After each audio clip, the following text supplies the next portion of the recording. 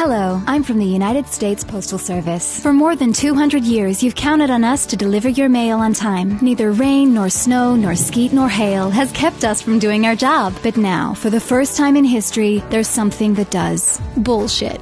Introducing our new Postmaster General, appointed by the President himself. Does he have experience in running a postal service? Of course not. But he has many years' experience in donating millions of dollars to these guys. That's what makes him perfectly qualified for running the Postal Service. Off a fucking cliff. In just a few weeks, he managed to slow our deliveries down to a trickle, dismantle mail sorting machines across the country, fire and reassign our executives to sow confusion, and abduct mailboxes from your neighborhood. Bullshit! Thankfully, the bullshit was so egregious that it brought the nation together for once, forcing this stooge to back off. For now, bullshit doesn't just hinder the brave workers of the Postal Service, many of whom have given their lives to keep delivering mail during a deadly pandemic. It also makes it harder for you to vote in the coming election. An election in which millions more will use mail-in ballots to avoid standing in line for hours at a polling station during a deadly pandemic. Does mail-in voting favor one party over another? No. In Colorado, where most people voted by mail, Republicans flipped a Senate seat and won a majority in the state Senate. Is it open to fraud? No. As this big sack of shit admitted under oath, there's no evidence for concern about mail-in ballot fraud. Even this coven of corporate edgelords has said so. Again, in states that mostly use mail-in voting, fraud affected only a handful of ballots out of millions cast. You know what does skew the results of an election?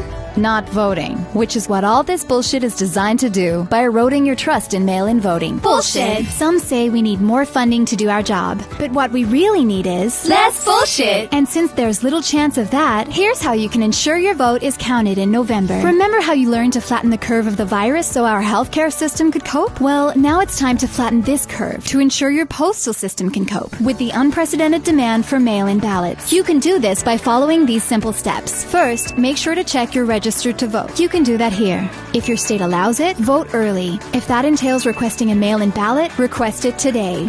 Today. Complete your ballot carefully and mail it off as fast as possible to ensure we can get it in by your state's deadline. Late ballots won't be counted. Some states have drop boxes where you can take your ballot in person. Or fuck it, just go to a rich neighborhood and use a mailbox there. It'll arrive on time. None of this favors any one party over the other, but it will ensure that whoever wins the election, we can still claim to be a democracy after this November. U.S. Postal Service. We deliver for you in rain, snow, hail, and even bullshit. Authorized by the Department for Delivering Mail, and also arresting con men on luxury yachts.